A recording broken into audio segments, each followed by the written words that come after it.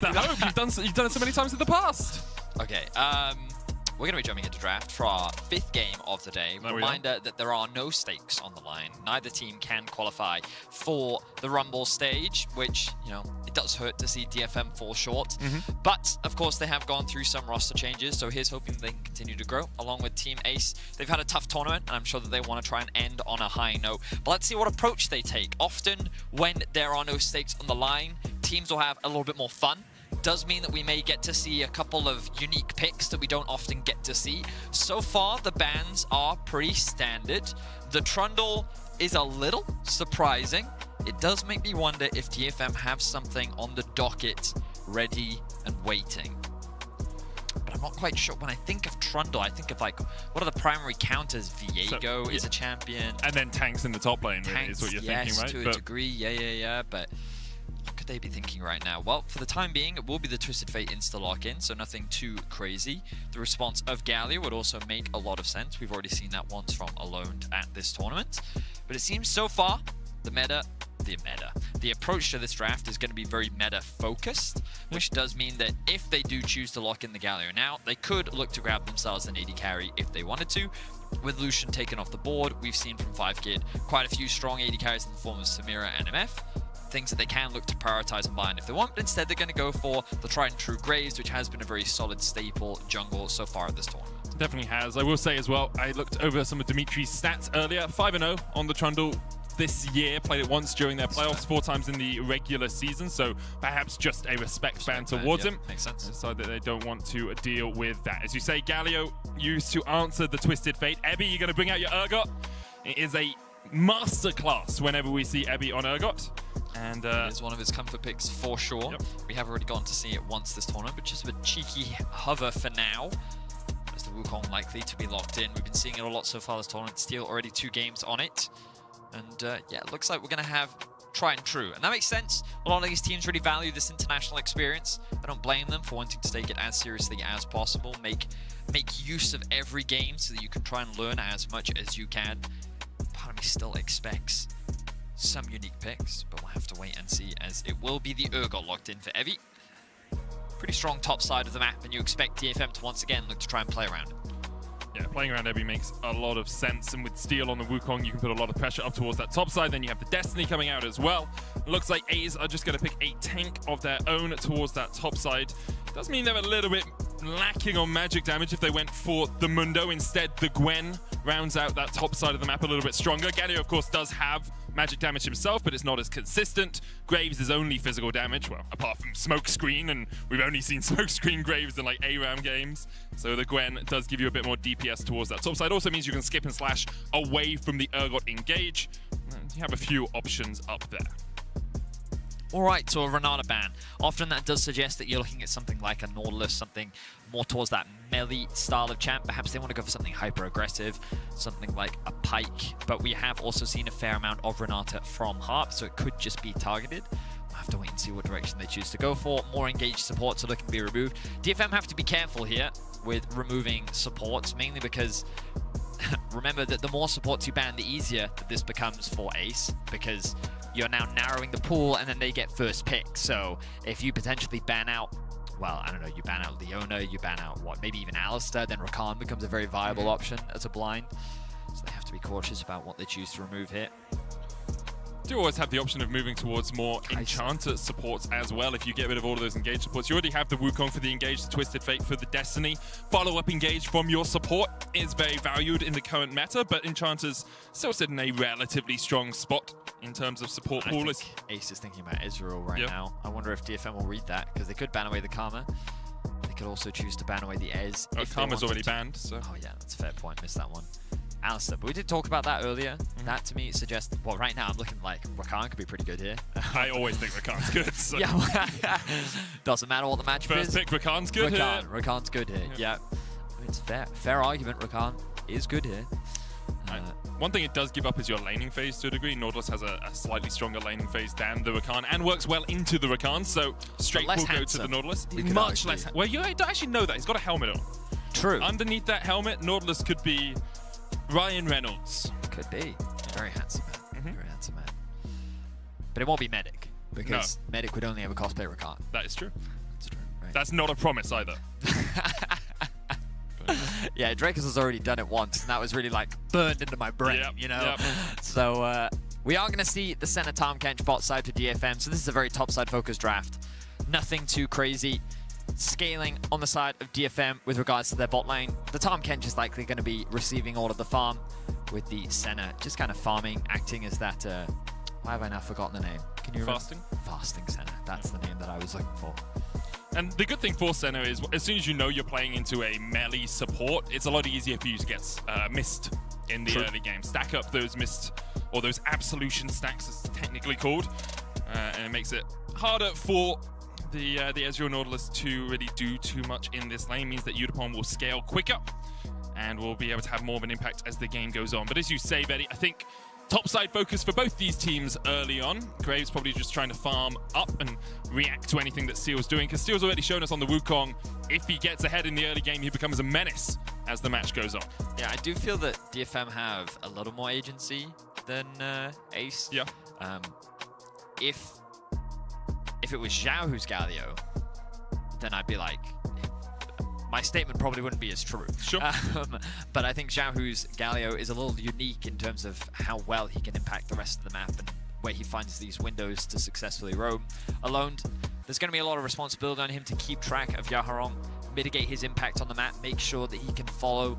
That level 6 timer is going to be very, very important, as both teams will likely look to try and set up the play. In terms of scaling, I will give a slight advantage to DFM simply because of the center bot lane. But when you think about range, Ezreal, Gwen, still a very reliable late game threat, a lot of good damage, and the Graves as well is only going to get stronger as the game progresses. So could be in for some interesting team fights as the game goes on. I'm hoping for a chaotic game, I'm hoping for a bloody one. And I'm hoping that we can see something from AZE to end their tournament on a high note, along with DFM. I think that early game against T1 was a ray of light amongst what has been a relatively dark tournament for them here at MSI. Able to find some kills early on towards the top side, and here looks like they're aiming top again. Early doors, 5 members of AZE in this top quadrant of the map. Only Ebby here. We'll see if he does spot out the fact this invade may be occurring. I heard a horse and I was so confused. Senna skin. It was the Senna skin, yeah. Ash had the same thing, I think. So confusing though. Anyway, Ebby will spot out the Galio. Good positioning as well by Ebby though. Order to be dropped on the blue buff. We'll give a little bit of information to AZE as to where Steel will start. But I imagine he's going to start on the bot side of the map. Likely pathing up towards top. Try and leverage the early prio that I imagine an Urgot will get against Gwen. I'll be honest, not super familiar with this top lane matchup. My expectation would be that an Urgot gets push against the Gwen, mainly because, you know, shotgun legs, passive. Yeah. He's also a range champion. So. Very true. But I've seen Gwen do things at level 1 that I feel top laners aren't supposed to do. You know, so we'll have to wait and see. A delayed invade now coming into the bot side of the map. Ooh, I like this from AZE. Steel immediately going to disengage. He knows that he doesn't have a bot lane with him. So what's the response here from DFM? I don't really think you can take the initial fight, right? Nautilus, Ezreal, Galio early on can, you know, poke you out and engage if they want to. Graves is relatively strong in any early invade, so Steel will instead say, yeah, we don't want to fight around our red buff. We will go towards this top side of the map, and we'll see actually if Steel decides to jump over the Rift-held pit with that W. Straight going in here, taking a little bit of a trade as Udapon puts the damage back down. You can see the pings coming down now. Dimitri will spot out Steel and say, hey, I need to go straight back to my red buff now so that one doesn't get stolen away. You've got to remember that these very early levels, Wukong not the strongest. And I like the fact that AZE took advantage of that. Level 2 comes through. Flash, hook onto Harp. Harp still has the flash to get away and will escape. Survives to fight another day. 5 Kid now a little bit pushed forward. Final mystic shot. Oh, didn't quite have it off cooldown. Udapon has the flash as well. All summoners burnt for the DFM bot lane.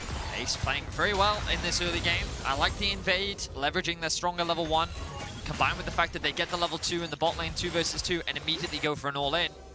Really good stuff overall. Hasn't resulted in any significant gold lead, but I like the aggression. I like what we're seeing. Pings coming through. They get information on where Alone is.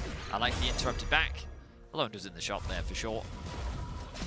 This will give Yaharong an opportunity to push out the wave. That could have been a window where Alone actually could go back to base, not burn the TP, but now that it's been interrupted, he's going to be forced to catch this wave, it looks like. So good interrupt there from Steel, but for the time being, things looking pretty good for Ace.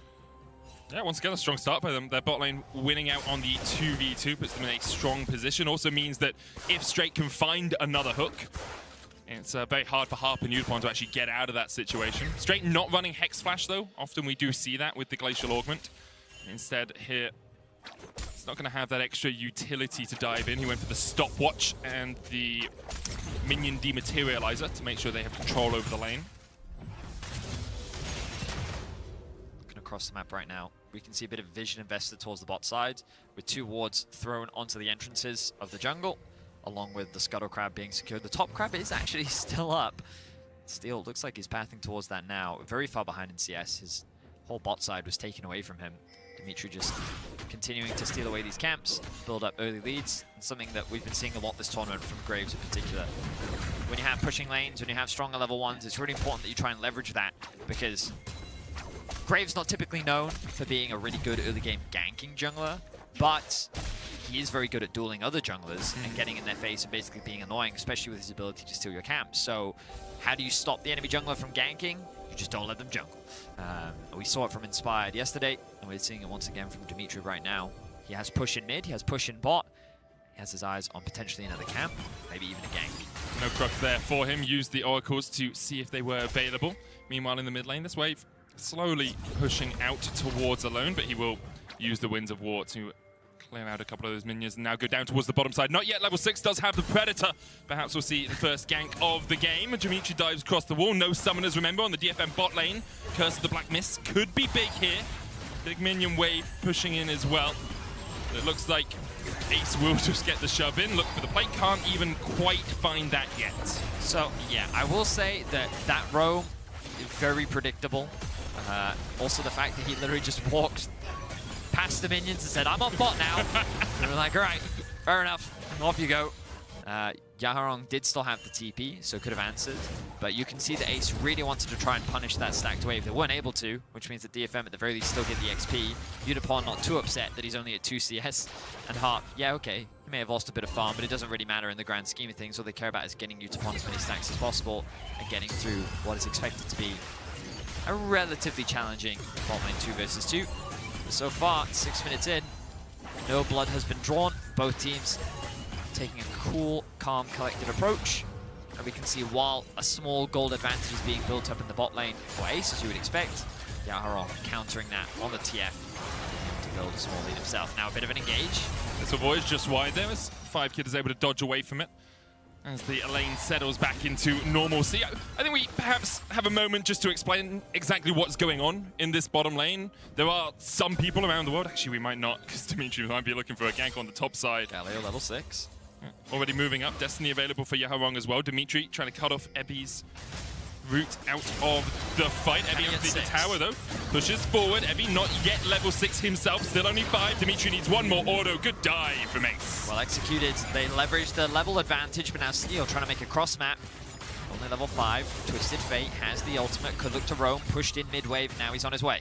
A couple of pings came out there, wondering if Steel was waiting in the bush. Destiny used as well. Straight is low, he'll be forced down here. No escape for him, but the trade might come back out as 5kid looks for the damage. Yaharong though healed up with a piercing dark, and it is a 1-for-1 across the map. So overall, very even trade. Yaharong gonna grab himself a bit of gold from the plate as well. But a good cross map from DFM. The dive on top lane was very clean from Ace overall. They knew that Evie didn't have his ultimate available to him. And just the tower management was also very well executed. But the problem is, of course, that 5kid and Straight then have to disengage. They didn't want... I mean, they did disengage. I guess you could argue they didn't disengage early enough because you can recognize at this point you just need to leave. They pop the heal, and it is a 2v2, but the Twisted Fate separates them. 5kid uses his E to try and create space. And the damage is good onto Yaharong. It's not quite enough, which means that DFM find themselves an easy kill on the other side of the map. Yeah, and I think importantly, Ace didn't have vision in that bush. Like they could assume that Steel was there, and you can prophylactically, preemptively back away from the tower, being like, well, the jungler might be sitting in this bush, but there's always that temptation to stay around for another wave, try and get the farm, especially when you don't know exactly where the enemy jungler is. So they did back away, they paid the respect, perhaps paid their respects a little bit too late. For the moment, though, both teams relatively even. DFM with about 400, 500 gold lead. And Betty, last time I tried this, we got interrupted with action. Anything gonna happen next 30 seconds to a minute? No. Okay, I believe you. I trust you. If something happens, we're calling you out. Gotta get to the point, quick. It's true. Let's anyway, go. So, Senna Tahm Kench bot lane. A lot of people perhaps won't have seen fasting Senna in the meta that was around a couple of years ago, even last year. What it does is, Senna's passive drops mist fragments when you don't last hit a minion.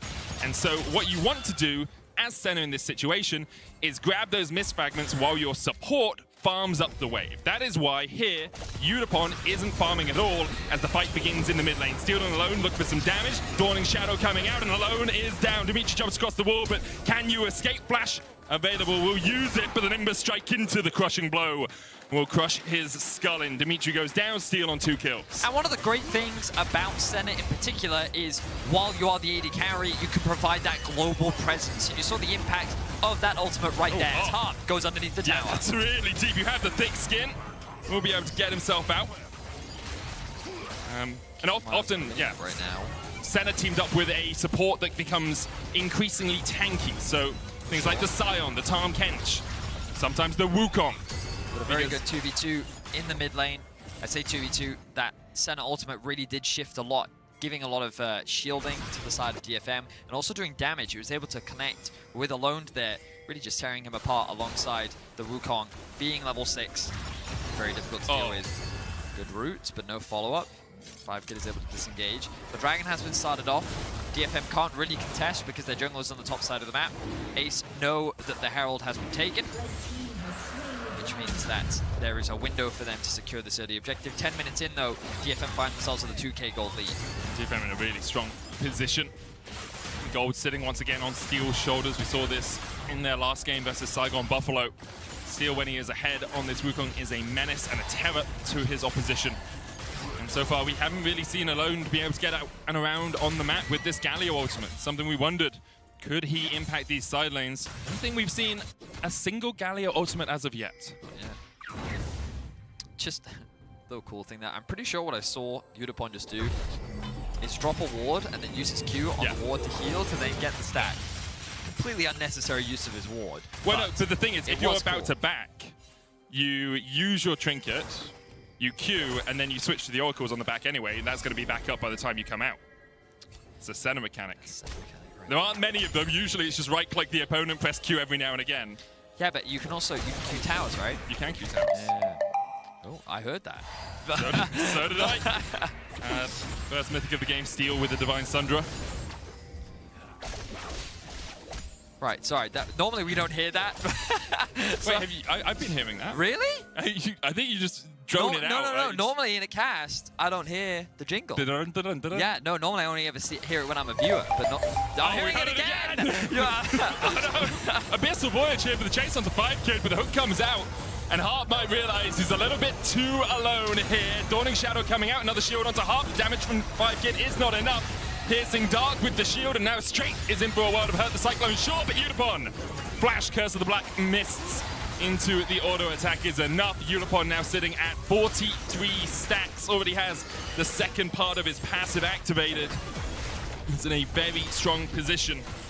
They can dive that bot lane right now. They're only cautious of Alone being able to respond with the ultimate. The ultimate does come through from 5kid. Yeah, this Graves doesn't really have any options to do anything here. But Hart, insanely tanky on the Tahm Kench. He's able to buy so much time. You then get the ultimate come through from Udapon. He then flashes in. Well, actually, it wasn't he that flashed, but he was able to get in range to Q to actually provide that heal as well. And Hart here is saying, hey, you know what? I think I can go for an all-in here. I actually hit level 7 first. And then predicts the E. The heal then comes through to help with the movement speed to sidestep. Hart then, you can see how tanky he is. Gets the ultimate shields, then he gets a bit of a heal off as well from his Q, and then he gets another heal from Udapon, and then the route into Flash auto is enough for Udapon to be able to secure that kill. So very well played from DFM to shut down a play from AZE, and now they find themselves with 3k gold lead. and is what we've often seen from AZE so far in this tournament. A few promising things, but the early game very quickly slipping away from them. Just a few oversteps here and there with that tower going down as well in a minute left. You can see Yutapon and Harp pushed up towards this top side of the map. They know there's no dragon for 2 minutes. And they actually still have the Rift Herald, so I wonder if Steel is just making a beeline for the top lane. Or try and put this Herald down to funnel some more gold into Harp and Yutapon. Senna with the Umbral Glaive first, a little bit more supportive, but as the game goes on, as she gets more stacks, she gets more range, more critical damage, more critical strike, and just more damage overall. It was very difficult to deal with a fed Senna later in the game. Rift Herald will go down, TP comes in, AZE don't want the tower to fall, but they do have to sacrifice the plates. All that gold goes over to Steel, because neither Harp nor Yutapon were either in range or had attacked the tower. But Steel will be very happy with that in his back pocket. There's the Cyclone flash away from Straight. Couldn't get rooted up with the Curse of the Black Mist. And now Kid and Straight flashless.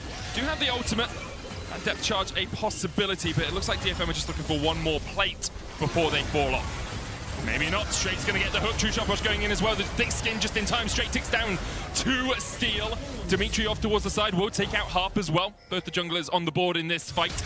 The chase continues. Dimitri dashes in. But Yutapon once again with the ward into Q combo extends the range of that piercing dart. And it also has a slow on it these days, making it very hard to avoid. I was kind of expecting both mid laners to look for a rogue. I'm surprised we haven't seen more involvement from the two mid laners, especially when you take into consideration the main purpose and role of these champs. But yeah, at the end of the day, it ends up being, I believe it was a 1-for-1. Both supports ended up losing their lives. DFM are able to secure themselves a couple more plates. But you kind of look at the minimap right now and you can see that DFM, they do have equal numbers up towards the top side of the map. A good hook from Straight ultimately allows them to get that kill into Harp in exchange for their support's life. You can see the Galio trying to roam up to set up for a play. The TP gets committed from Lonely, but they're not able to follow up, which means that DFM walk away pretty happy off the back of that. AZE looking for something smaller on the return to the Rift, though. Will be their second dragon of the game. It puts them in a position where a soul win condition is a possibility. A Mountain Soul actually very strong for them generally as a team, gives them a lot more innate tankiness, but the problem with that is often we see teams get these first two Drakes and as a caster you're like, well, it's a possible win condition, maybe they can get the soul. But then you look on the other side, it's like, well, what did they give it up for these first two Drakes? They are 4,000 gold behind, a little bit more than that now. DFM have an incredibly big Wukong, an incredibly big Twisted Fate, an incredibly big Senna as well, who's just been stacking up. Even though she's only got 12 CS, she is really strong for this portion of the game. And it just is so hard for AZE to take any further fights unless they can find them before the dragons fall. It's true. AZE find themselves in a very difficult position right now. You can see all across the board. Only Lonely is in a position where he really feels he can control the side lane. But item-wise, Yaharong has a whole item ahead of his lane opponents. The Wukong, well, to be fair, Umbral Glaive is kind of really broken. Yeah, it's really cheap as well. The fact that you can just buy it at such a low value means that Dimitri already finds himself with two lethality items, so he's definitely in a good spot. So perhaps I oversold how dire it was for AZE. They are in the, I guess, not worst position. But the scaling elements of Yutapon is really the thing that concerns me the most. How much access does AZE actually have onto the backline? That's the thing, How easily can they really kill Yutapon? Because as long as he's free hitting and as long as the game goes on, he's only going to be doing more and more damage. While I appreciate this Gwen in a side lane is very lethal, I don't think DFM ever really have to go and match it. And they also, if they want to, they can send Evie there and then they can use the TF ult to create a numbers advantage and find a pick. Kind of, if you look right now, Steel is shadowing Yaharong, so that if any type of play tries to happen, he's able to turn around and punish it. So, yeah, I think AZE are very quickly losing control of this game. That's very representative in the goal difference. But DFM are quite happy to just continue to chill out, scale up, try and end their MSI run on a win.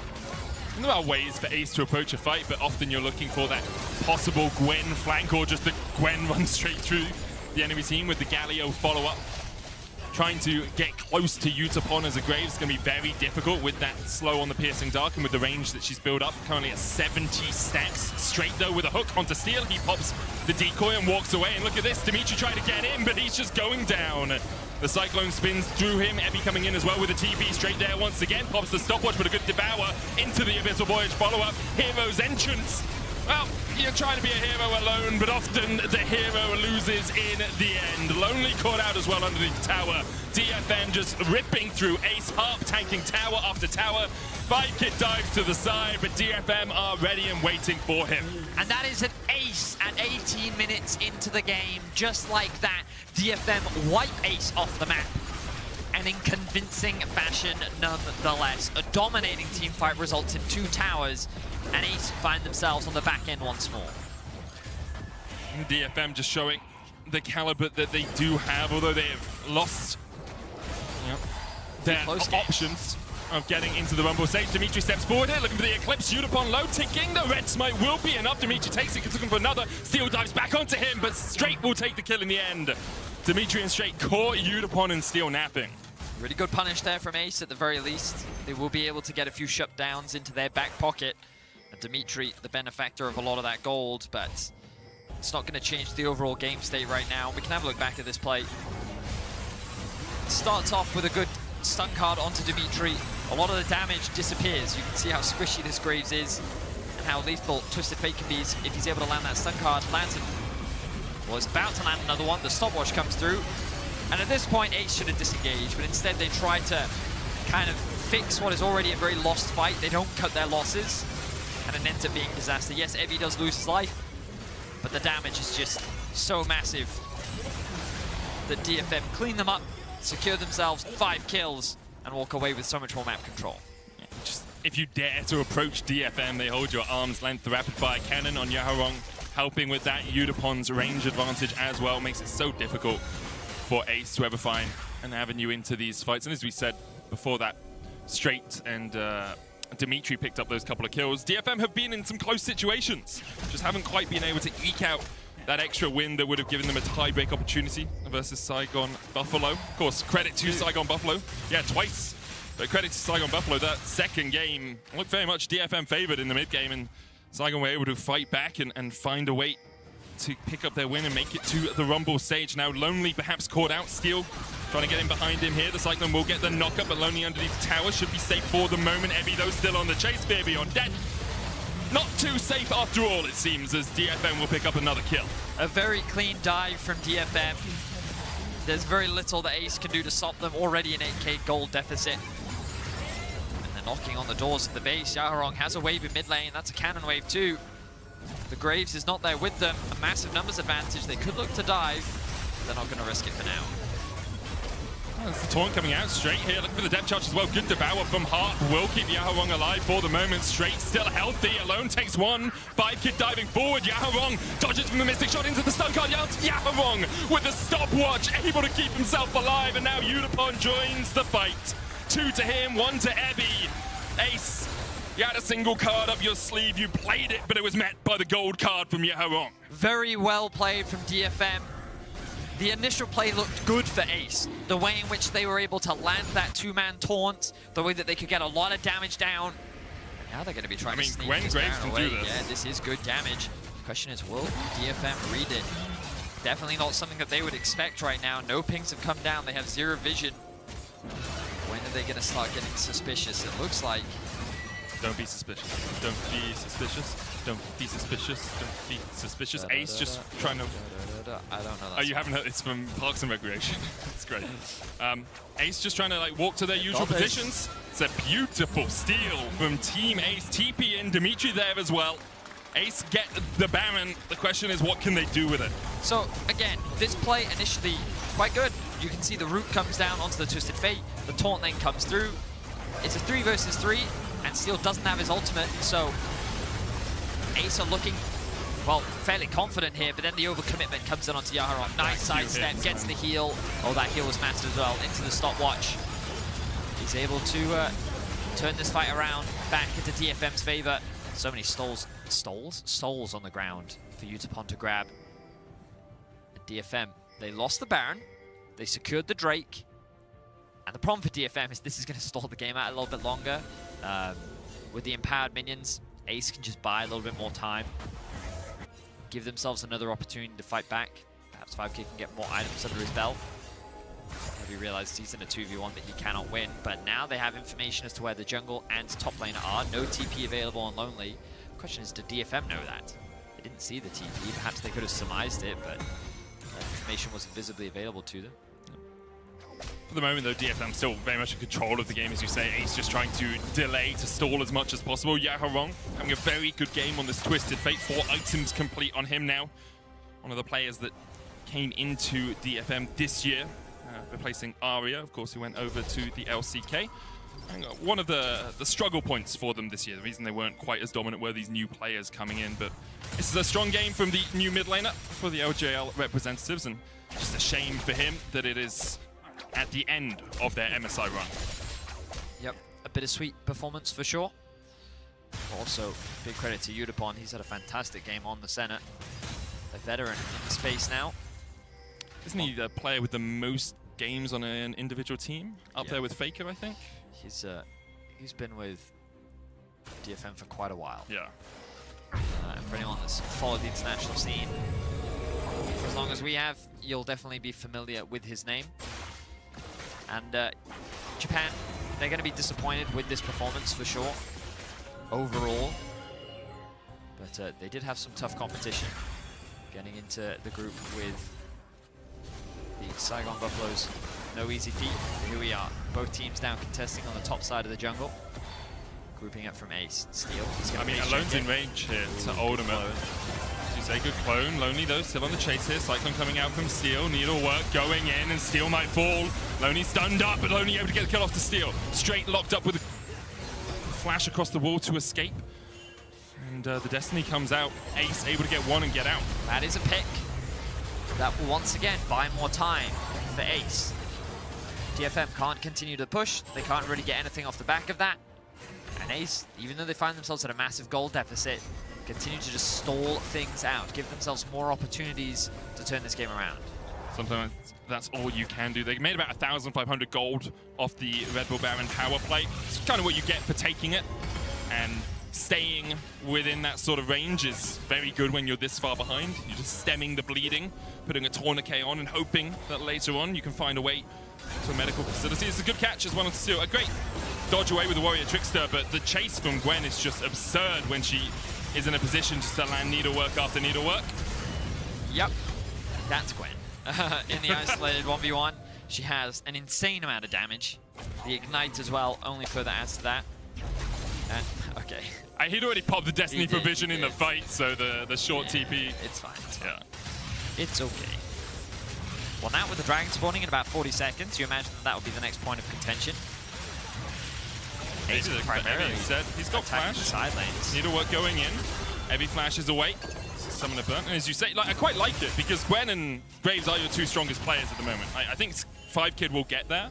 He's got 2 items, but if you can catch out Ebby, knowing he doesn't have TP, maybe you can just find a couple of kills off towards the side lane. You're not going to lose soul point. Your DFM still only have 1 dragon, so... I mean, I guess the argument is if you really want a chance of winning this game, your best play is to contest the dragon. But I suppose the counter argument is you're not going to win a fight, so why bother winning, trying to fight it? Instead, just leverage the fact that they're not getting a soul anytime soon, as you said, and just try and get some gold elsewhere on the map, which they do. They get that tier 2 tower, and there's a lot of standing gold available for them, so I don't really blame them for the decision. Unlikely that a collapse is going to come through. Yaharong just going to clear out all this vision. The Drake will fall, and the game will be stalled out a little bit more. 1 minute now. DFM likely not going to be caught by surprise of another dragon sneak, but have a look at this. Wait, did you say surprise? Surprise! I'm so scared. So am I. Mostly because usually we have a thing we have to read out here, but the auto queue is in the wrong position. It's a Prime Gaming emote that you can get and you can use in your games when you make big outplays. 5kid here, maybe getting outplayed in the mid lane as well as Steel goes in with the Cyclone. 5kid able to escape for the moment. Steel with another Cyclone Dawning Shadow. Hero's Entrance not enough to keep him alive, and now Alone is exactly that. A double goes over to Steel. Surprise, Ace, as they get locked up in the mid lane and DFM find 2. 2 quick kills come through from DFM, and Ace are caught with their pants down. It was not a team fight that they were expecting, and now DFM have their eyes on the inhibitor. Should be able to push this one in. A bit of voyage forward by Harp. DFM 5 members strong. Not the best wave play on the side of AZE either. If DFM wanted to continue pushing, instead they decide against it. They'll back away, Baron up in 3 seconds time. Yeah, they don't want to overstay their welcome. They know that Alone doesn't have TP and he doesn't have his ultimate, so they can set up for this one. No vision on the top side as well. Means that, yeah, Yutapon can just do this, be obnoxious as possible. They're going to start this one off. Yes, they are. Here we go. AZE. They have 3 members near the pit. The ultimate comes through from 5kid. Can Dimitri steal this? Yutapon sitting at 118 stacks. He has range for days. Collateral damage going in. Baron not yet reset. Now will. DFM are forced to retreat. Destiny away. That's miles away from Yahorong, and then he bases in the base. And there's a thing where if you're within your base walls, it's actually quicker to walk back, assuming you have level 2 boots most of the time. But for the moment, now he's going to TP back in. AZE looking for a fight underneath this mid lane tower. Alone look for the flank position. No, Everfrost just wide. Straight with a good hook, but it's only onto Harp. Cycling going in by Steel. The root onto 3. Alone takes out a Harp. Stopwatch from him as well, and now 5kid can really open up the big guns. Yahorong down. AZE looking for the first win of MSI. Dimitri will fall to the tower, though another goes down as Yutapon trying to put the damage back with that cannon of a gun, but 5kid shuts him down. Slaps him off the rift, and 5kid turn back to the Baron. And DFM, they go for a fight that they don't need to force. Remember that they'd invested a lot earlier on, but they end up just misplaying the fight. And AZE, they find themselves 4 kills, and they'll get themselves another Baron. Huge team fight in the mid lane there by AZE. DFM, as you say, just tried a little bit too hard to defend that mid lane tier 1. AZE still in the hole even after this Baron, but what a fight this was from them. So Evie commits his ultimate very early on. They're not able to get the execute onto straight. Harp gets absolutely melted, which then opens up Yahorong to the front line, and he ends up falling. Steel and Evie don't have the HP to disengage, and then it's just up to Yutapon. He starts to feel it. He thinks he has the damage, but then 5kid, knowing that he's full HP, lands the full combo onto him and is able to take out half his HP, resulting in a kill. This means that another Baron goes over to AZE. More time will be spent, and DFM continuing to showcase that these mid-game issues that have plagued them throughout the tournament are continuing to be a struggle for them in their final game. AZE can just continue to buy time. This Ezreal now gets stronger and stronger as the game goes on. Graves at 4 completed items. 5kid has a QSS now as well, alongside his 3 items. Yutapon, of course, will continue to grow in strength throughout the game. You can see he's got the Edge of Night now on that Senna. Over 120 stacks. He's going to be very strong if he has time, but even with the gold card hitting on to straight, AZE able to take that mid lane tower. Dragon up in a minute's time. Would only be the 3rd of the game for either of these teams, but strong showing here from AZE. Finding back, looking for positions, looking for flanks. No flash on Yutapon, no flash on Harp, no flash on Steel either. Flash is almost up across the board. Dimitri and Alone have theirs. 5kid is about to come off cooldown. He's going towards the Anathemas chains there on the Nautilus. For a bit of extra CC, lots of people forget about the tenacity reduction that Anathema's chains gives you on the target that you pick with it. And that extra CC could be the difference between a team fight win and a loss. They're backing? I think they're resetting.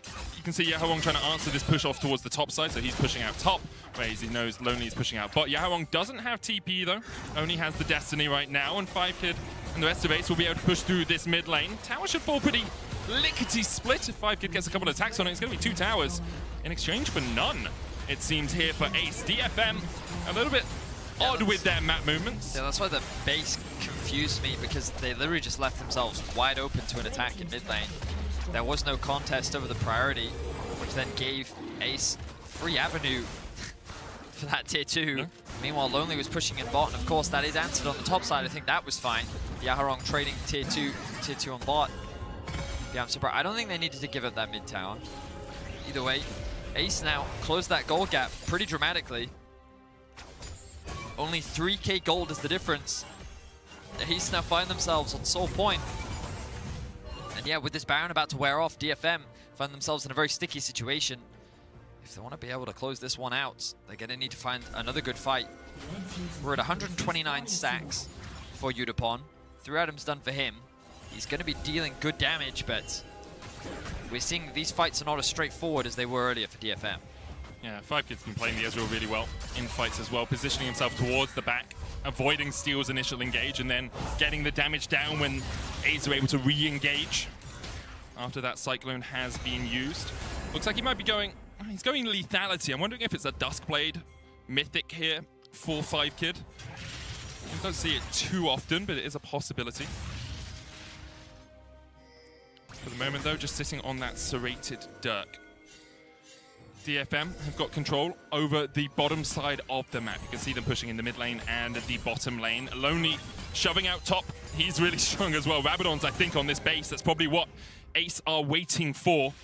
Okay, so I'll use this brief window to explain some like map stuff, because yeah, do it, man. The problem with DFM is that they're using their windows very poorly.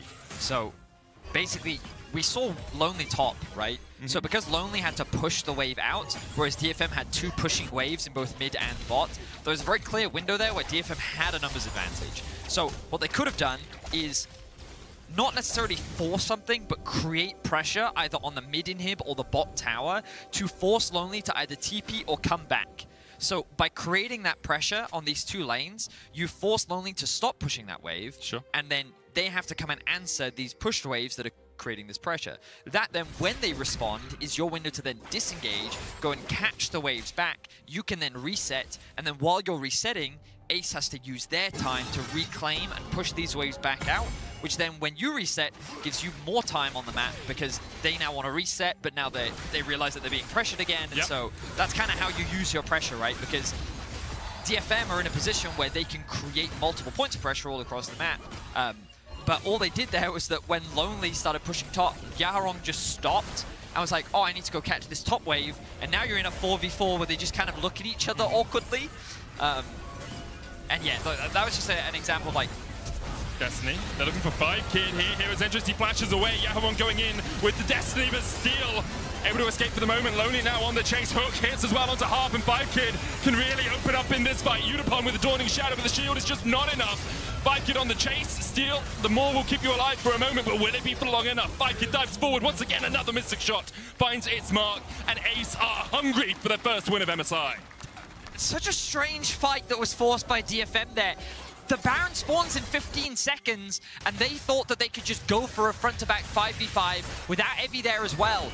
AZE are more than happy to take that fight. They wipe them off the map. They have a wave. They now know that they have an even bigger numbers advantage, but they're not going to try and end the game. Instead, they're pinging the Baron, and with no jungler on the side of DFM, this will be the third Baron of the game going towards AZE.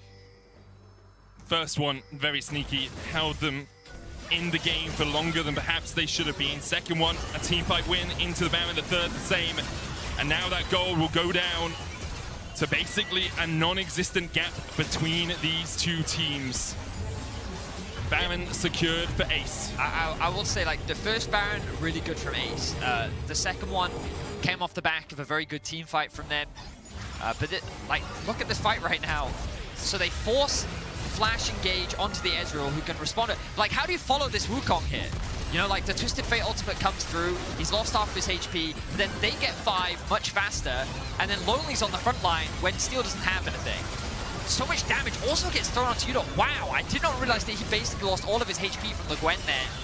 Lonely doing a fantastic job. Steel, they know that 5kid doesn't have flash. Yaharong going in with the Destiny as well. 5kid on the backline, rooted up, but he's putting so much damage down onto Yaharong, who has to pop the stopwatch. AZE win the fight on the other side. It doesn't even matter if you kill 5kid anymore. He's unstoppable. AZE may be the same. Alone dives in. Stopwatch just in time to keep him alive for the moment, but Harp will take him out. 2v2 now. Okay. Supports against an AD cat. Whoa. Support against support. Oh, it's 3v2. They're just going to end. Lonely and Dimitri are pushing it. I didn't see Lonely there as well. They can just end it. AZE will not be defeated 6 times in a row. They claim their first win of MSI. A much-deserved one for AZE. They played the mid-game extremely well. They were able to find some very good fights later on into the game. Huge props to Lonely. He did a really good job on the Gwen. Made it very difficult for DFM to find any successful fights. And yeah, just like...